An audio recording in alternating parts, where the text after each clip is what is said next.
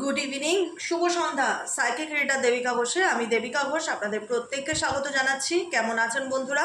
আশা করি ভালো আছেন, ভালো থাকবেন, সবসময় সুস্থ থাকবেন, সাই বাবার কৃপায় পজিটিভ থাকবেন, নিজেকে ভালো রাখবেন, নিজেকে ভালোবাসবেন।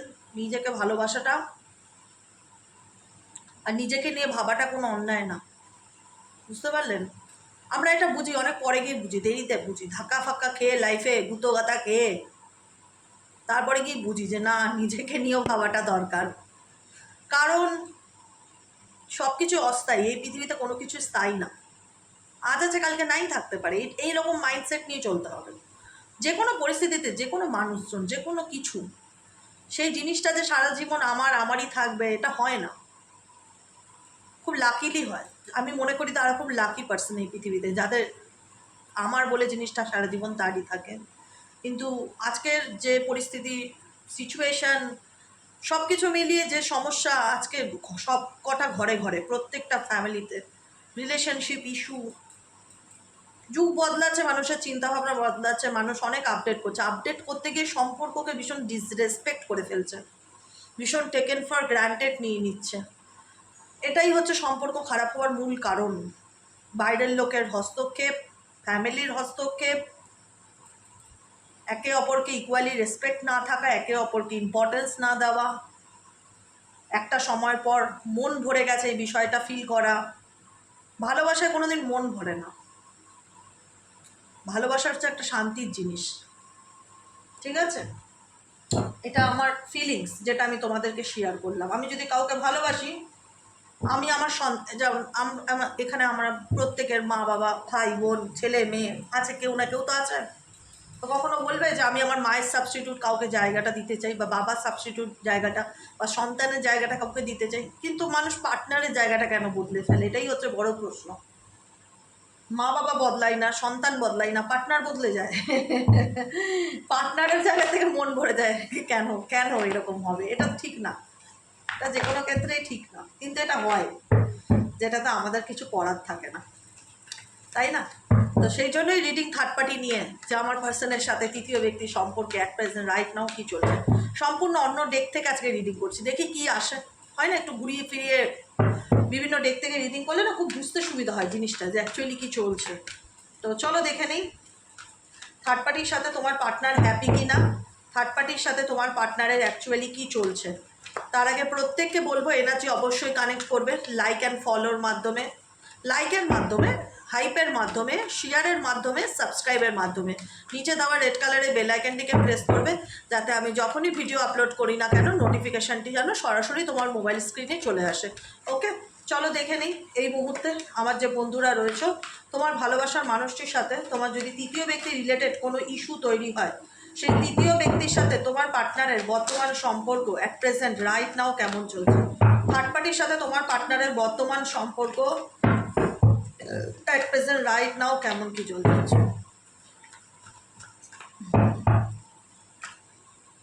কার্ডটা উল্টানোই থাক, যখন দেখবো। দেখতে পাচ্ছ? এবার দেখতে পাচ্ছ। এই যে এই যে এই যে এই যে এবার দেখবো তোমার সাথে তোমার পার্টনারের বর্তমান সম্পর্ক অ্যাট প্রেজেন্ট রাইট নাও কেমন কি চলছে। তোমার সাথে তোমার পার্টনারের বর্তমান সম্পর্ক অ্যাট প্রেজেন্ট রাইট নাও কেমন কি চলছে।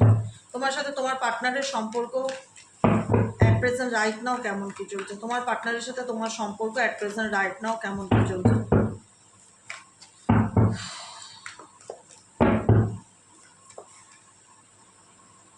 এখানে রাখি সিরিয়াল বাই সিরিয়াল, বুঝতে সুবিধা হবে, দেখতে সুবিধা হবে। Romantic feelings towards you, oh my God, true লাভ।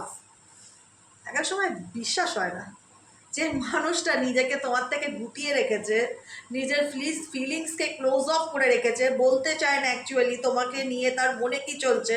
বাইরের থেকে দেখায় আই হ্যাভ নো ওয়ার্ডস, আমার কিছু বলবার নেই, কিন্তু সে তোমার প্রতি একটা রোমান্টিক ফিলিংসকে অনুভব করে। খুব ভালো, ওয়েল ডান।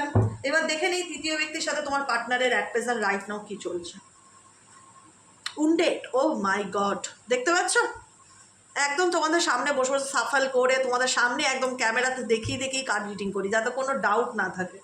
তোমার পার্সন থার্ড পার্টি রিলেশনশিপে ফিল করছে যে সে মানসিকভাবে হ্যাপি নয়, মানসিকভাবে এই রিলেশনশিপে সে মানে একদম মানে না উন্ডেট হচ্ছে কি, আঘাত পাওয়া, কষ্ট পাওয়া, মানে কোথাও না কোথাও এদের রিলেশনশিপটায় তোমার পার্সনকে আমি কিন্তু খুব একটা মেন্টালি পিস বা হ্যাপিনেস খুঁজে পেতে দেখছি না। আপাতত ফার্স্ট কার্ডই এটা আসলো উন্ডেটের কার্ড, যেখানে দাঁড়িয়ে দেখা যাচ্ছে তোমার পার্সন এই রিলেশনশিপটায় নিজেকে কোথাও না কোথাও আঘাতপ্রাপ্ত ফিল করছে at present right now. Second card কি, মেন্ডিং। এদের মধ্যে খুব ভালো সম্পর্ক ছিল, থার্ড পার্টির সাথে তোমার পার্টনারের না খুব ভালো বন্ধুত্ব ছিল, প্রেম বলো, বন্ধুত্ব বলো, রিলেশনশিপ বলো, ফ্যামিলি সম্পর্ক বলো, যেটাই বলো, ভালো বন্ধুত্ব ছিল। কিন্তু এখন সেই সিচুয়েশনটা উন্ডেড জায়গায় এসে দাঁড়িয়েছে, মানে কোথাও না কোথাও এই রিলেশনশিপে তোমার পার্সন হ্যাপি নয়। থার্ড কার্ড কি বলছে, ও মাই গড, বিলিভ মি, দেখো আমি বলবে না যে দিদি প্রত্যেকবার একই ডেক থেকে রিডিং করে, অন্য ডেক থেকে রিডিং করলে আর একটু ভালো ক্ল্যারিটি পেতাম, বুঝতে পারতাম। এই যে এখানে টোটাল 80টা কার্ড আছে, ঠিক আছে, তোমাদের সামনে আমি ডেক সাফাল করলাম যাতে আমারও খুব কিউরিসিটি জাগলো যে সত্যি দেখি তো কী চলছে থার্ড পার্টির সাথে। কারণ সকাল বিকেল রিডিং করি তো একটা আই থিঙ্ক একটা গেস হয়ে গেছে যে কীরকম কী চলছে তোমার পার্সনের মেন্টালিটি। তো এটা আমারও উৎসুক যে থার্ড পার্টির সাথে সত্যিই কি সেপারেশন বা সম্পর্কের মধ্যে কি চলছে, তোমার পার্সন অ্যাকচুয়ালি কী চায়, যে কারণে আমি অন্য ডেক থেকে রিডিং করলাম।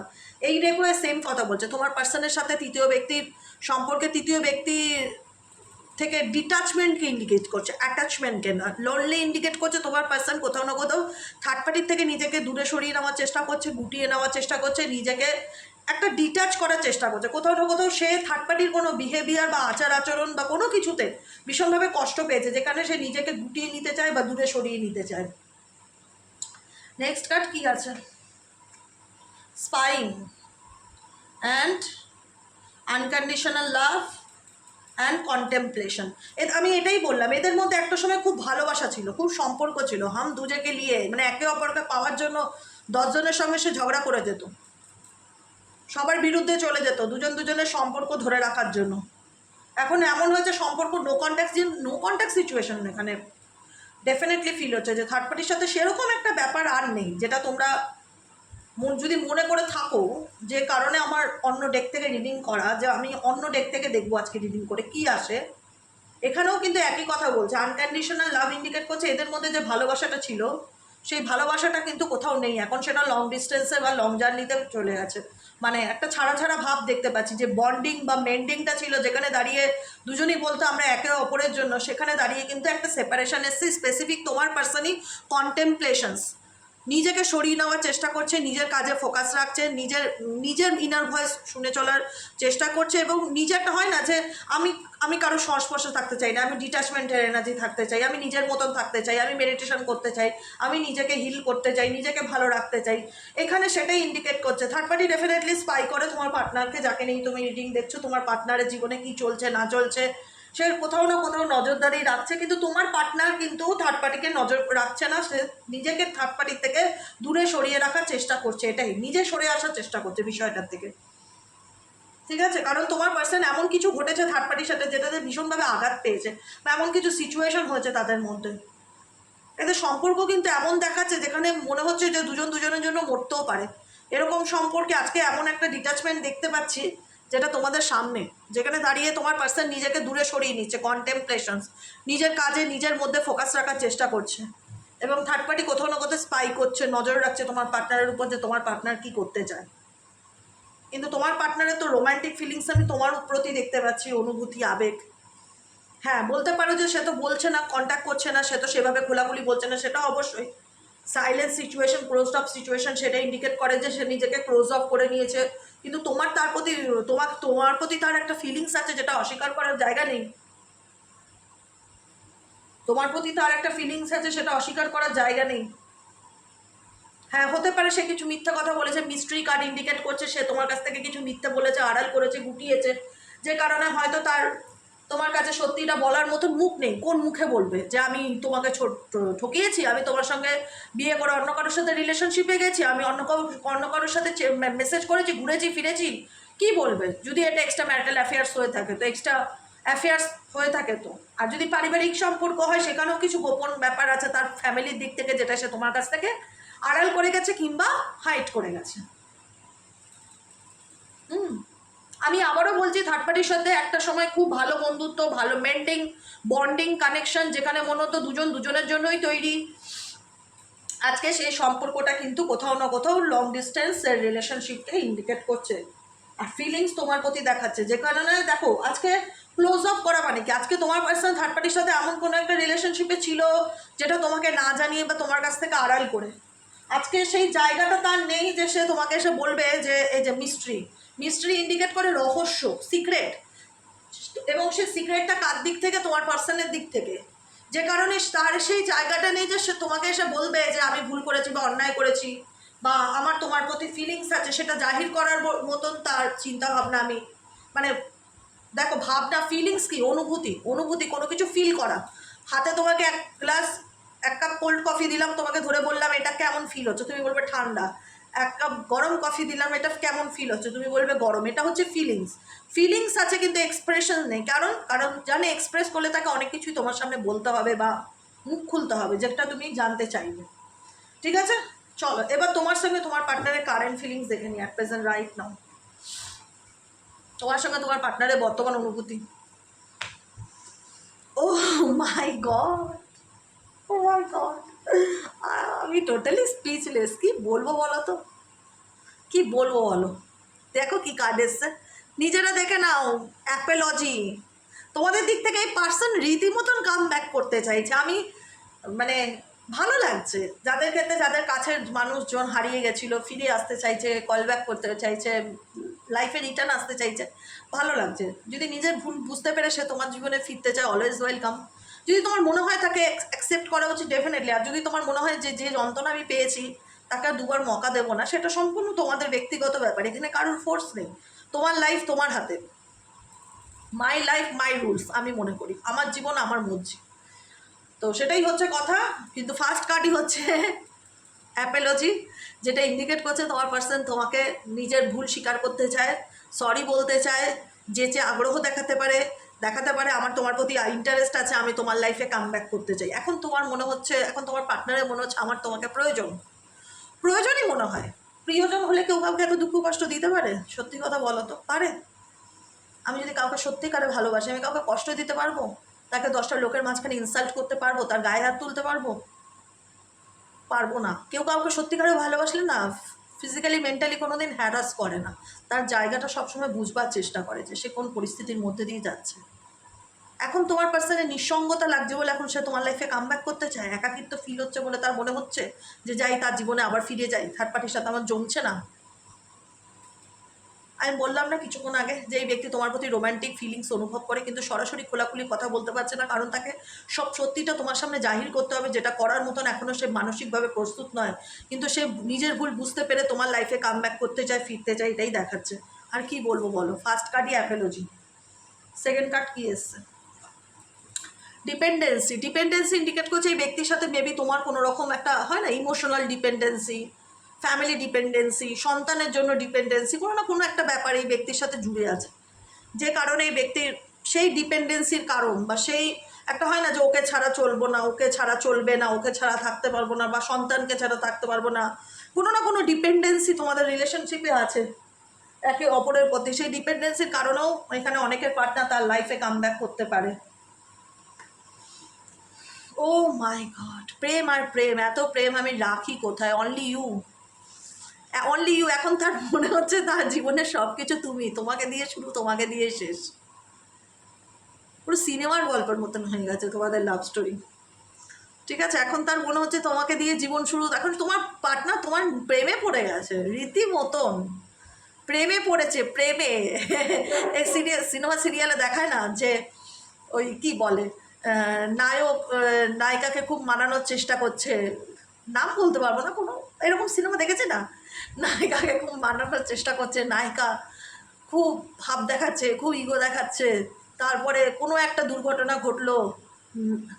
হ্যাঁ, ও মনে পড়েছে, একটা বাংলা সিনেমা আছে না, ওই যে কোয়েল মল্লিক আর জিতের, ও মাই লাভ 100% লাভ, যে সিনেমাটা দেখাচ্ছিল, কোয়েলকে জিত খুব ভালোবাসতো, ওর পিছনে পিছনে থাকতো, সবসময় ওকে খুশি করার চেষ্টা করতো।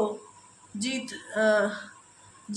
জিতের বাবাকে যখন কোয়েল মল্লিক একটা থাপ্পড় মেরেছিল সবার সামনে, অপমান করেছিল, তখন জিৎ অভিমানে লেগেছিল, তখন কোয়েল মল্লিকের পিছন করা ছেড়ে দিয়েছিল পার্মানেন্টলি। তারপর কোয়েল মল্লিক ধীরে ধীরে ওর প্রতি অ্যাট্রাক্ট হয়।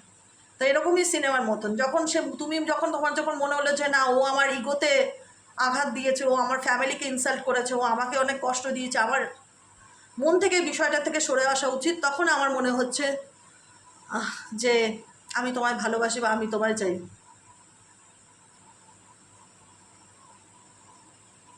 বুঝেছো?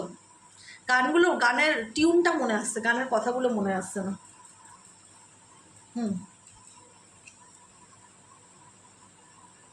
চলো নেক্সট কার্ড কি বলছে। নেক্সট কার্ড হচ্ছে গিল্ট। এই ব্যক্তি গিল্ট হচ্ছে অপরাধ বোধে ভুগছে অ্যাট প্রেজেন্ট রাইট নাও। তুমি যাকে নিয়ে দেখতে চাইছো সেই ব্যক্তি কোথাও না কোথাও তার মনে হচ্ছে যে আমি যা করেছি ঠিক করিনি, আমি তোমার সাথে অন্যায় করেছি, তোমার সাথে ভুল করেছি। সেই ভুলটা কোথাও না কোথাও রিয়ালাইজেশন এই ব্যক্তির মধ্যে আমি রিসেন্টলি দেখতে পাচ্ছি। গিল্ট, অপরাধ বোধ হওয়া, কোনো কিছু করলে ইস কেন আমি এই ভুলটা করলাম। আমরা করি না অনেক সময় অজান্তে অনেক ভুল করে ফেলি, বা জেনে বুঝেই ভুল করি, যেটাই করি পরে গিয়ে রিয়ালাইজেশন হয় যে কেন এটা করলাম। ইস এই রকম ভুল তোমার পার্সন ডেফিনেটলি ফিল করছে অ্যাট প্রেজেন্ট রাইট নাও তোমাকে নিয়ে। লাস্ট গাইডেন্স কার্ড হচ্ছে স্পেল বাউন্ড। স্পেল বাউন্ড হচ্ছে মেবি এই ব্যক্তির উপর 100% 100 জন যদি আমার ভিডিওটা দেখে 80 জন লোকের উপর এই ব্যক্তি কোনো রকম, যে থার্ড পার্সন আছে তার দ্বারা কোনো রকম ব্ল্যাক ম্যাজিক করা আছে বা স্পেল বাউন্ড করা আছে। স্পেল বাউন্ড মানে মন্ত্রমুগ্ধ করে বেঁধে রাখা কোনো মানুষকে, ঠিক আছে? এটাকে আমি বলে রাখলাম। তোমার পার্সনের উপর কেউ এমন কিছু করে রেখেছিল, এমন কিছু নেগেটিভ এনার্জি, ব্ল্যাক ম্যাজিক, যে কারণে তোমার পার্সন হয়তো সেই সময়টা বুঝতে পারেনি, ভুল পদক্ষেপ নিয়েছে, ভুল সিদ্ধান্ত গ্রহণ করেছে, পরে গিয়ে রিয়ালাইজ করছে যে আমি কি ভুল করলাম, আমি কি ভুল করলাম বা আমি কি অন্যায় করলাম, পরে গিয়ে বুঝতে পারছি। স্পেল বাউন্ড অনেকদিন ধরে এই ব্যক্তির উপর এমন কিছু করা ছিল যেটা রেশ হয়তো ধীরে ধীরে কাটছে, এবং যে কারণে এই ব্যক্তি ফিল করতে পারছে, রিয়ালাইজ করতে পারছে যেটা আমার সাথে হয়েছে বা আমি যেটা করেছি তার সাথে সেটা ঠিক করিনি, এটা ভুল করেছি। সুপার রিডিং, 100-100, নিজেকে নিজে নম্বর দিচ্ছি, সিরিয়াসলি বলছি। দারুণ লাগলো রিডিংটা করে, খুব খুব স্যাটিসফাইড ফিল হলাম। এ দেখো গোস্টেড এনার্জি, কি বলবো বলো। ঈশ্বরে বিশ্বাস রাখো, আমি প্রত্যেকটা মুহূর্তে নিঃশ্বাসে প্রশ্বাসে ঈশ্বরের নাম নিয়ে আজ পর্যন্ত কাজ করে গেছি। সত্যি কথা বলতে আমি জানি তিনি আমাকে যেটা দেবে বা যেটা দেখাবে সেটা কখনোই ভুল নয়। হয়তো সবার সাথে ম্যাচ না করলেও মেজরিটি মানুষের সাথে এই সিচুয়েশনটা হবে যে কেউ তোমাদের সম্পর্কটাকে পেছন থেকে নষ্ট করার চেষ্টা করছে। ঘোস্টেড এনার্জি কি, ভুতুরে এনার্জি, নেগেটিভ এনার্জি। সে হয়তো ফেস দেখাচ্ছে না, কিন্তু আড়ালে তোমাদের ক্ষতি করছে, আড়ালে তোমাদের সম্পর্ককে নষ্ট করছে, দেখা যাচ্ছে। বুঝেছো? এটাই হলো তোমাদের সাথে তোমার পার্টনারের সিচুয়েশন। তো সেক্ষেত্রে বলবো একদম চিল থাকো, যে যা করেছে সেটা তার কর্মফল, তুমি নিজের কর্ম খারাপ করবে না, সৎ পথে থাকবে, ভগবানের নাম জপ করবে। তোমাকে ভগবানই দেখো, ঈশ্বরের থেকে এই পৃথিবীতে বড় কেউ নেই। যে যতই ক্ষতি করুক, ব্ল্যাক ম্যাজিক করুক, স্পেল ম্যাজিক করুক, যাই করুক, ঈশ্বরের থেকে বড় এই পৃথিবীতে আর কেউ নেই। একমাত্র স্বয়ং হচ্ছে ভোলেনাথ, মহাদেব, মহাকালী, শিব, রক্ষাকালী, কালভৈরব, বগলামুখী মন্ত্র, এইগুলো যারা প্রত্যেক দিন, নরসিংহ মন্ত্র, এগুলো যারা প্রতিদিন হনুমান চালিসা জপ করে তাদের কেউ কোনো খারাপ কিছু ছুঁতে পারে না। ভগবানের পা ধরে পড়ে থাকো। আমি বলছি তো, জীবনে দেখবে আলোর মুখ ডেফিনেটলি দেখতে পারবে। যে শক্তিকে বিলিভ করো, জেসাসকে, সাই বাবাকে, আল্লাহকে, যে শক্তিকে বিলিভ করো, শুধু তাকে ডাকো, মন দিয়ে আত্মা দিয়ে তাকে ডাকো, আর কোনো কিছু করার দরকার নেই। দেখো সময় ঘুরবেই ঘুরবে। তুমি যদি কোনো দোষ না করে থাকো, ভগবান তোমার সাথে কখনো অন্যায় করবে না, এটা মাথায় রেখে দিও, বুঝতে পারলে? লস, স্যাডনেস, আজকে যাকে নিয়ে তুমি রিডিং দিচ্ছ সে তার জীবনে তোমাকে ভীষণভাবে মিস করছে। হয়তো সে তার জায়গাটা বলতে পারছে না যে সে তার জীবনে কি হারিয়েছে, কিন্তু দেজা ভু ইন্ডিকেট করছে সেই ব্যক্তি তোমার সাথে কাটানো প্রত্যেকটা মুহূর্তকে ইমাজিন করে, কল্পনা করে, চিন্তাভাবনা করে। দেজা ভু মানে পাস্টের কথাগুলো ভীষণ রকম মনে পড়ে, কিন্তু স্যাক্রেড এনার্জি ইন্ডিকেট করছে এই ব্যক্তি ভয় পাচ্ছে ফেস করতে তোমাকে এই মুহূর্তে বা সরাসরি কোনো কিছু বলতে, কিন্তু এই ব্যক্তি তোমাকে এক্সট্রিম লেভেলে মিস করছে অ্যাট প্রেজেন্ট রাইট নাও, দেখা যাচ্ছে। কেমন লাগলো রিডিংটি কমেন্ট সেকশানে জানাতে ভুলবে না। লাইক করবে, সাবস্ক্রাইব করবে, কমেন্টে অবশ্যই তোমাদের মূল্যবান মতামত জানাবে, এনার্জিটাকে অবশ্যই ক্লেম করবে, আর হচ্ছে শেয়ার করে দেবে। ওকে, চলো আজকের মতন এতটাই। গুড নাইট, শুভরাত্রি, টাটা।